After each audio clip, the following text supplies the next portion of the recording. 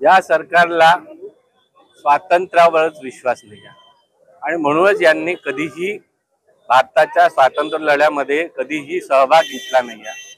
आणि म्हणून आम्ही याचा निश्चित करण्यासाठी की हे डॉक्टर बाबासाहेब आंबेडकरांच्या घटना समितीने जे आपल्याला स्वातंत्र्य दिलं, भाषण स्वातंत्र्य असो, टीका करण्याचं स्वातंत्र्य असो, संचार स्वातंत्र्य असो, त्या सगळ्यावर गदा आणणारं हे माणुसकीचा विरोध करणारं असं हे विधेयक आहे की ज्याच्यामध्ये साध्या पोलीस ऑफिसरला सर्व अधिकार दिलेले आहेत आणि जे की आमच्या माणुसकीच्या अधिकारावर गदा आणणार आहे आणि लोकशाहीचा गळा घोटणारं असं विधेयक आहे।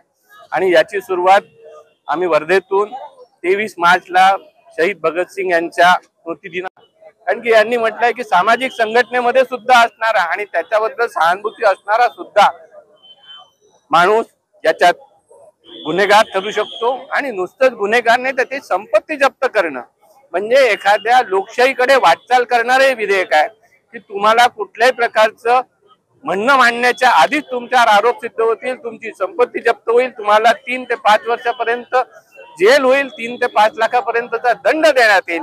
ही अशी एक प्रकारची जुलमी लाजवट आणण्याचा प्रयत्न हे महायुती आघाडी सरकार करताय आणि आम्ही याचा तीव्र निषेध करतोय आणि नुसता निषेध करून थांबणार नाही आहे। तर हे विधेयक मागे होईपर्यंत आमचं आंदोलन असंच पुढे चालवत राहू ठेवू।